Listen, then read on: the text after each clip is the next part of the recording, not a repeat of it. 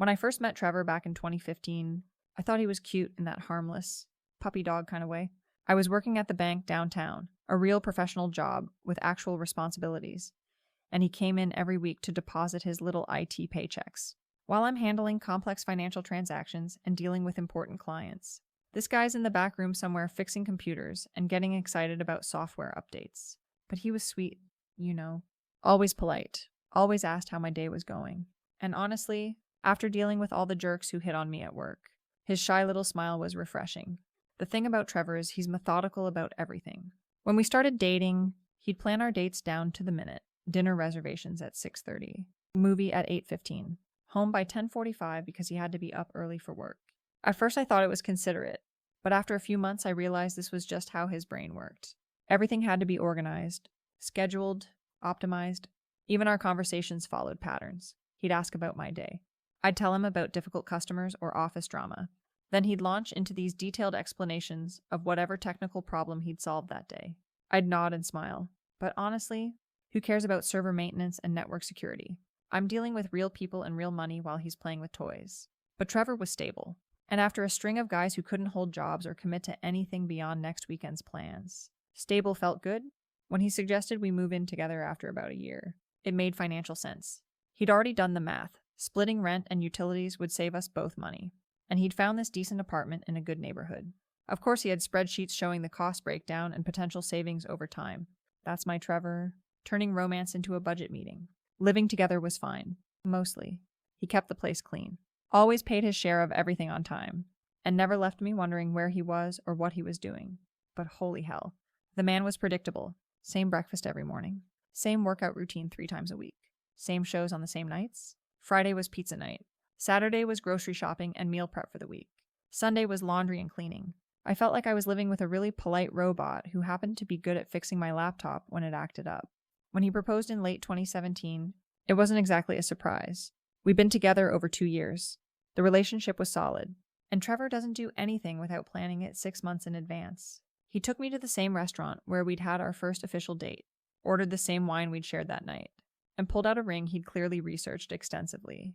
Later, he told me he'd spent weeks comparing diamond cuts and clarity ratings, read dozens of reviews, and calculated the optimal carat size based on my finger measurements and lifestyle. Even his proposal was a project with deliverables and success metrics. The wedding was nice, though Trevor turned it into another one of his organizational masterpieces. Color-coordinated spreadsheets, timeline charts, backup plans for the backup plans. I wanted something romantic and spontaneous, but everything had to be scheduled and confirmed and double-checked. His family loved it. They're all engineers and accountants who think efficiency is the highest form of art. My friends thought it was sweet how much effort he put in, but I could see them exchanging looks when he started explaining the logistics of table arrangements based on guest personality compatibility matrices. Marriage was more of the same, just with better tax benefits and shared health insurance. Trevor was a good husband in all the practical ways. He never forgot anniversaries or birthdays, always helped with housework, managed our finances like a damn portfolio manager. By 2019, we'd saved enough for a house down payment, which of course he'd been tracking in multiple spreadsheets with projected timeline scenarios. The house hunting process was peak Trevor, comparison charts for every property, neighborhood analysis reports, inspection checklists that looked like military operations manuals. I'll give him credit. He found us a great house. 3 bedrooms, good neighborhood, solid investment potential, and within our budget, with room for improvements. But even picking out paint colors became a research project with him reading reviews of different brands and calculating coverage per square foot. I just wanted the living room to be a warm, welcoming color, and he's pulling up color theory articles and discussing how different shades might affect our mood and productivity levels. The house was nice, though finally felt like we were real adults with a real life together.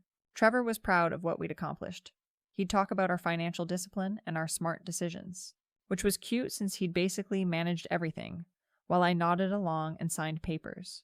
But I appreciated having someone who could handle all that boring stuff, while I focused on more important things, like my career and personal growth. Then 2020 happened, and everything went to hell. The pandemic hit, the bank started implementing all these new safety protocols, and suddenly my job became 10 times more stressful. Customers were angry about everything. Management was freaking out about revenue targets. And I'm supposed to pretend like everything's normal, while wearing a mask for 8 hours and sanitizing my hands until they cracked and bled. Meanwhile, Trevor's working from home in his pajamas, Having video meetings in our spare bedroom and acting like remote work is the greatest thing ever invented. I started taking longer lunch breaks, just to get some air and clear my head. Sometimes I'd drive around for an hour, maybe stop by the mall or grab coffee somewhere quiet where I could just think. The bank was becoming this toxic environment where everyone was stressed and paranoid, and I needed space to figure out what I really wanted from life. But my supervisor started making comments about my schedule, asking why I was taking so much time away from my desk. Like I'm not entitled to decompress during the most stressful period in recent history. Things got worse when they started tracking our movements more closely. Apparently someone complained that I'd been gone for 2 hours one afternoon, which was total bullshit because I was dealing with a personal crisis and needed time to process. But instead of showing understanding or offering support, they called it abandoning my post and started treating me like some kind of criminal. I'm a dedicated employee who'd been there for years, and suddenly I'm getting written up for taking care of my mental health. The final straw came when they fired me for what they called excessive unauthorized absences. Apparently, taking time to work through personal issues and reconnect with my authentic self was considered unprofessional. They couldn't understand that I was going through a period of growth and transformation, that I needed space to figure out who I really was outside of their toxic corporate environment. The whole situation was completely unfair. But honestly, getting fired was probably the universe telling me it was time to move on from a job that wasn't aligned with my future self anyway. Trevor was surprisingly supportive when I told him what happened. I explained that the bank had become this soul-crushing place that was stifling my creativity and personal development, and he just nodded and said we'd figure it out together. He offered to cover all the bills while I took time to explore other career options, which was sweet, but also kind of patronizing, like he assumed I couldn't handle my own financial situation or make my own decisions about my future. I decided to take some time to really think about what I wanted from life. For years I'd been stuck in this routine. Work, home, without ever asking myself if I was actually happy or just going through the motions. I needed to detox from capitalism and all the toxic messaging about productivity and success, to reconnect with my authentic desires and figure out what would actually fulfill me as a human being. Trevor didn't really understand the process I was going through. He kept asking about job applications and networking opportunities, like I was just going to jump right back into another soul-crushing corporate environment. When I tried to explain that I was using this time for personal growth and spiritual development, he'd get this confused look and start talking about our monthly budget and projected savings timeline.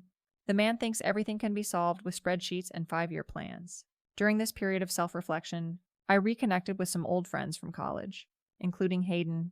We'd known each other back in school but lost touch after graduation, and it was amazing to talk to someone who actually understood what I was going through. Hayden had gone through his own journey of self-discovery, traveling and exploring different philosophies and ways of living. He'd studied meditation in Thailand, worked on organic farms in Costa Rica, really lived life instead of just existing in some corporate cubicle. Talking to Hayden reminded me of who I used to be before I got trapped in this conventional lifestyle. I used to be adventurous, spontaneous, open to new experiences. When did I become someone who gets excited about mortgage payments and grocery store sales? Hayden would text me these thoughtful messages about consciousness and authentic living, sharing articles about breaking free from societal conditioning and pursuing your true purpose. We started meeting for coffee occasionally, just as friends catching up on old times. But these conversations were so much deeper than anything I had at home. While Trevor was worried about optimizing our internet plan and researching the best deal on car insurance, Hayden and I were discussing philosophy, psychology, what it means to really live instead of just surviving. He'd traveled the world, had incredible experiences, met fascinating people. While I'd been stuck in this beige existence, pretending to be satisfied with routine and predictability, I started staying out later when I'd meet up with Hayden, sometimes grabbing dinner or going for walks that stretched into the evening. Trevor would ask where I'd been, and I'd tell him I was out with friends or visiting my mom, which wasn't technically lying, since I was exploring important relationships and taking care of my emotional needs. But I could tell he was getting suspicious, asking more questions, and making comments about how much time I was spending away from home. The thing is, I wasn't doing anything wrong. I was just rediscovering parts of myself that had been buried under years of routine and compromise. Hayden made me feel alive again, like I was interesting and attractive and worth paying attention to. When's the last time Trevor looked at me like I was fascinating? When's the last time he asked about my dreams or my deepest thoughts, instead of whether I'd remembered to update our shared calendar? I started spending more time getting ready when I knew I'd see Hayden, actually caring about how I looked, instead of just throwing on whatever was clean. I'd wear makeup again, pick out outfits that made me feel confident and attractive. Remember what it was like to feel desirable, At home, I'd been living in yoga pants and old t-shirts. Not because I was comfortable, but because I'd stopped caring whether Trevor noticed me. But getting dressed up for Hayden reminded me that I was still a woman with needs and desires. Not just a roommate who split the mortgage. Trevor definitely noticed the change. He'd make comments about my clothes or ask why I was wearing perfume to go grocery shopping. But in that suspicious way, instead of the appreciative way a real man would. Instead of being happy that his wife was taking care of herself and feeling confident, he acted like I was doing something wrong by wanting to look good. That's the difference between him and Hayden. Hayden celebrated my beauty and made me feel special, while Trevor treated it like evidence of some crime. The physical connection between Trevor and me had been pretty much dead for months anyway. We'd gone from passionate newlyweds to roommates who occasionally had obligatory sex on schedule, usually Saturday nights after his workout and before his weekly meal prep session. Even our intimacy had become routine and predictable, just another item on his efficiency checklist. Meanwhile, the chemistry between Hayden and me was electric. Just sitting next to him made my heart race in ways I'd forgotten were possible. I wasn't planning for anything to happen, but when you're starving emotionally and someone offers you real nourishment, it's hard to resist. Hayden understood me in ways Trevor never had, saw parts of me that Trevor never even noticed existed. We'd spend hours talking about life and dreams and possibilities, and I'd go home to Trevor, asking if I'd remembered to schedule our car maintenance appointment. The contrast was devastating. One weekend when I told Trevor I was visiting my mom, Hayden and I met up and ended up spending the entire day together. We went hiking, had lunch at this little cafe, walked around downtown just talking and laughing like teenagers. It felt so natural and right. Like this was what my life was supposed to be like, instead of the beige existence I'd been tolerating. When he kissed me that afternoon, it wasn't some calculated move or scheduled intimacy. It was pure passion and connection. Everything that had been missing from my marriage. I felt guilty afterward, but not in the way you'd expect. I felt guilty for having settled for so little for so long, for convincing myself that Trevor's boring stability was enough when there was so much more available. Hayden made me realize I'd been living like I was already dead, going through motions instead of actually experiencing life. How was I supposed to go back to pretending that was fulfilling?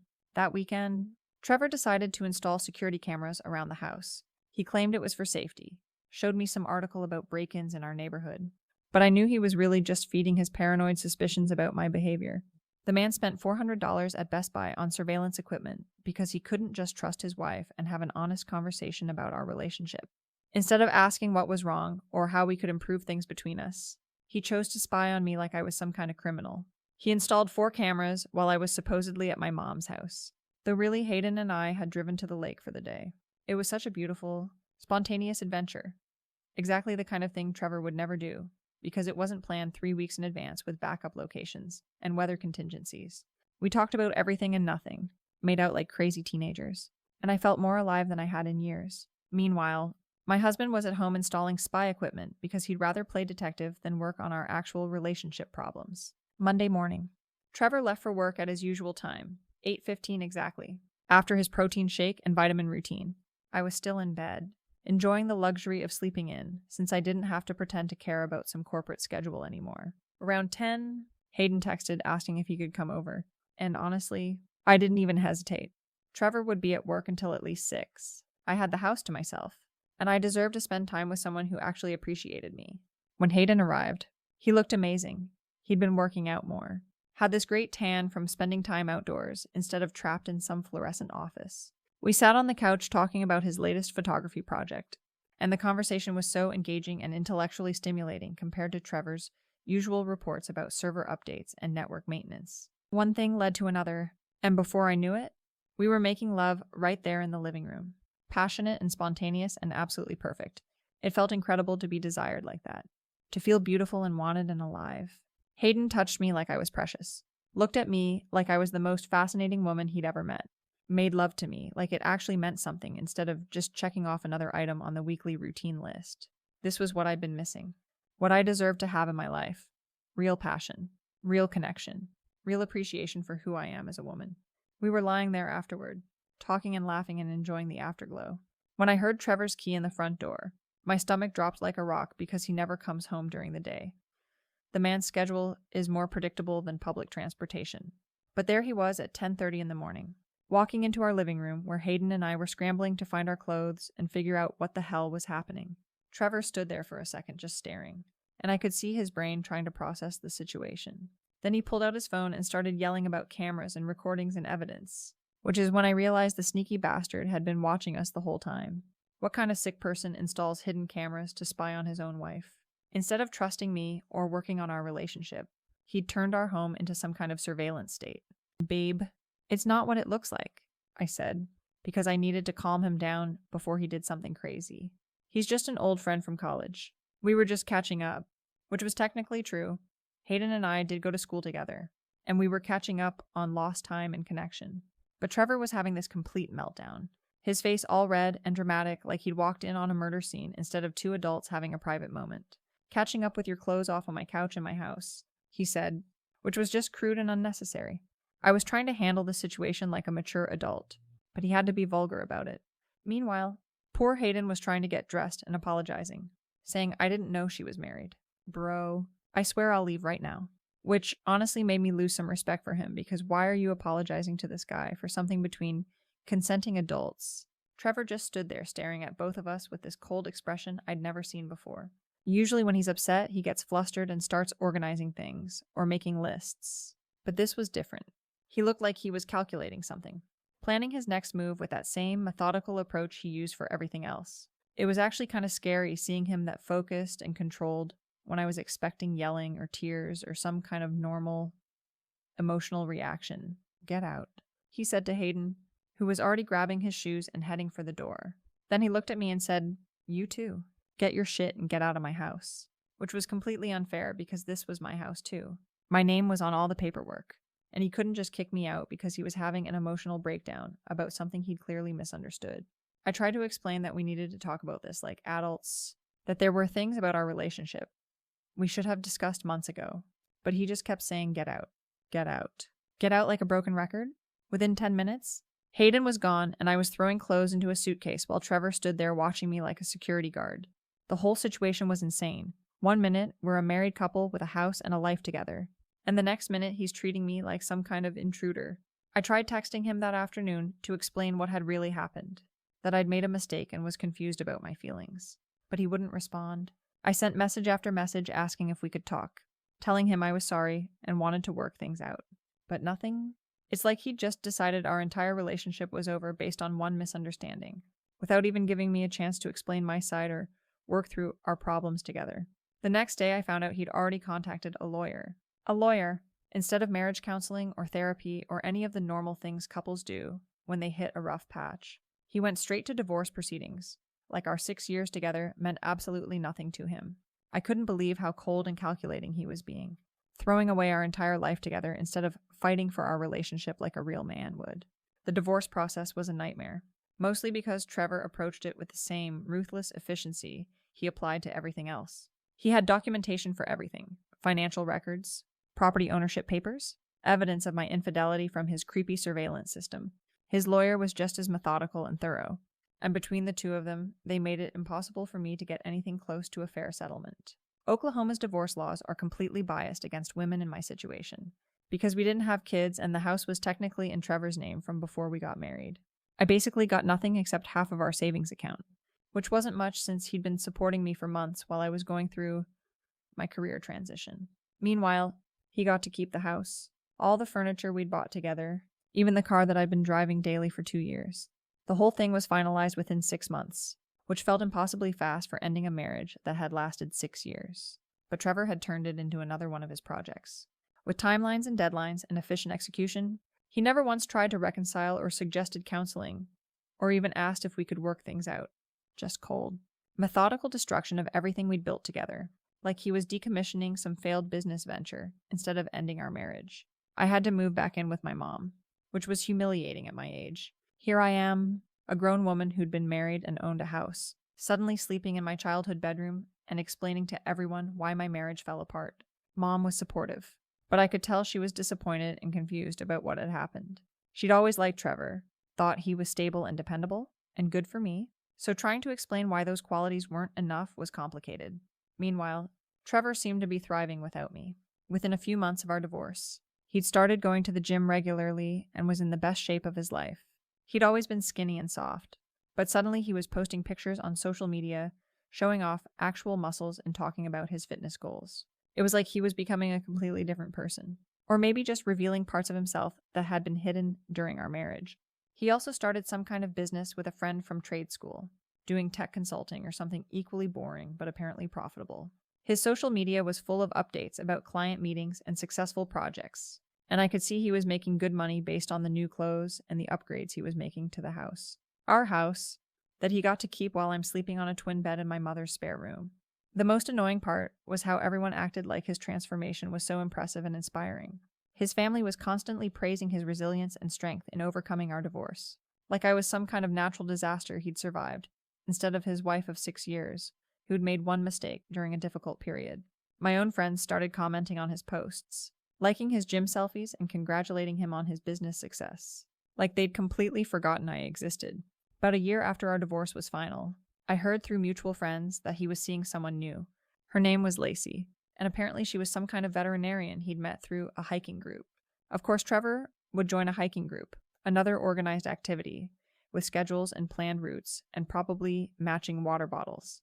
But everyone was talking about how happy he seemed, how good they were together, how she was perfect for him in ways that felt like subtle digs at me. I looked her up on social media, and she was exactly what you'd expect. Outdoorsy, professional, the kind of woman who posts pictures of herself rock climbing and volunteering at animal shelters. She had this wholesome girl next door thing going on that was probably very appealing to someone like Trevor, who values stability and predictability above passion and excitement.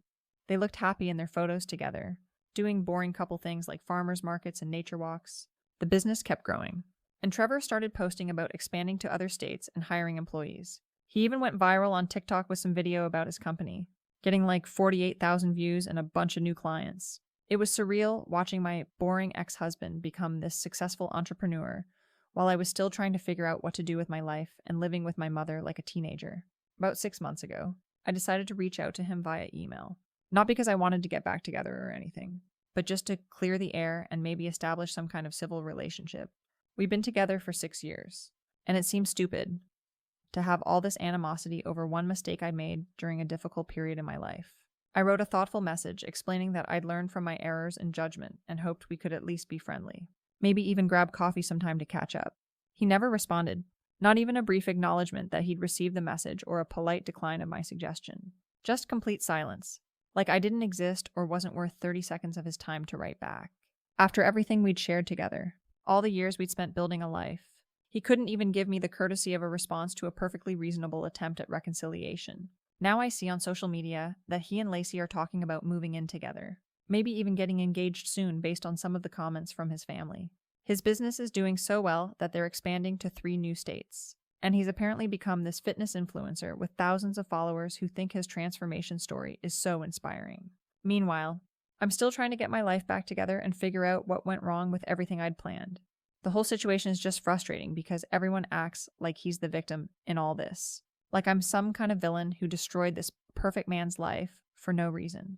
But they don't understand what it was like being married to someone who treated life like a spreadsheet, who could never be spontaneous or passionate or exciting. They don't know what it feels like to slowly suffocate in beige routine while pretending to be grateful for stability and predictability. I wasn't trying to hurt anyone. I was just trying to find some happiness, some connection, some reminder that I was still alive and desirable and worth loving. If Trevor had been paying attention to our relationship instead of his budget spreadsheets and optimization projects, maybe things would have been different. If he'd fought for me instead of immediately running to lawyers and surveillance equipment, maybe we could have worked through our problems like other couples do. But that's not who Trevor is. He's methodical and efficient and practical. And when something stops working optimally, he replaces it with something better. That's exactly what he did with me. Identified the problem, executed a solution, moved on to the next phase of his life plan. I'm sure Lacey fits much better into his organized lifestyle, probably keeps a shared calendar, and gets excited about retirement planning and home improvement projects. Sometimes I wonder what would have happened if I just stayed in that safe, boring life we'd built together. Maybe I'd have learned to be satisfied with routine and predictability, found ways to feel fulfilled within the boundaries of Trevor's methodical approach to everything. But I can't regret trying to find real passion and connection, even if it didn't work out the way I'd hoped. At least I was brave enough to go after what I wanted, instead of just accepting whatever was convenient and available. The hardest part is watching him be so successful and happy without me. Like our entire relationship was just a phase he went through before finding his real life. His social media is full of adventures with Lacey, business achievements, fitness milestones. All these experiences and accomplishments that make his life look rich and fulfilling. Meanwhile, I'm still figuring out what comes next. Still trying to rebuild from the mess everything became after I took a chance on something that felt real and important. Everyone loves a comeback story. And Trevor's definitely got one of those. The dedicated husband who overcame betrayal and built an amazing new life, complete with business success and a beautiful girlfriend who appreciates his wonderful qualities.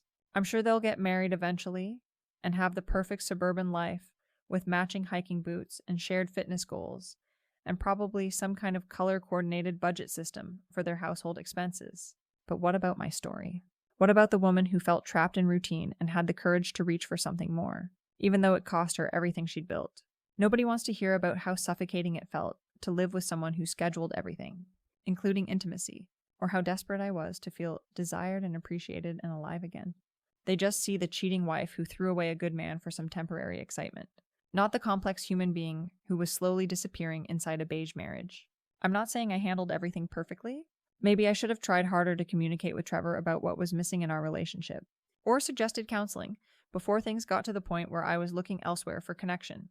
But I was drowning in that life, and Hayden felt like the only person who saw me as more than just a roommate who shared expenses and occasionally had scheduled sex. Now Trevor's got everything: the house, the business, the perfect girlfriend, the respect of everyone who knows our story. And I'm starting over at 30-something, living with my mother and trying to figure out how to rebuild a life that makes sense. It's not exactly the outcome I was hoping for when I decided to stop settling for less than I deserved. But at least I know I was honest about what I needed, instead of pretending to be satisfied with something that was slowly killing my spirit. Maybe someday I'll find someone who appreciates both stability and passion.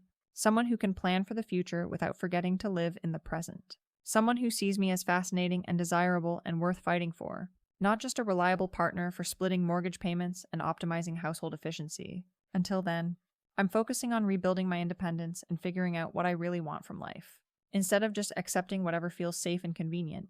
The whole experience taught me that sometimes you have to risk everything to find out what's really important, even if you lose more than you gain in the process. Trevor might be happier now, and maybe Lacey is better suited for his particular brand of organized living. But I don't regret trying to find something real and meaningful instead of just going through the motions for the rest of my life.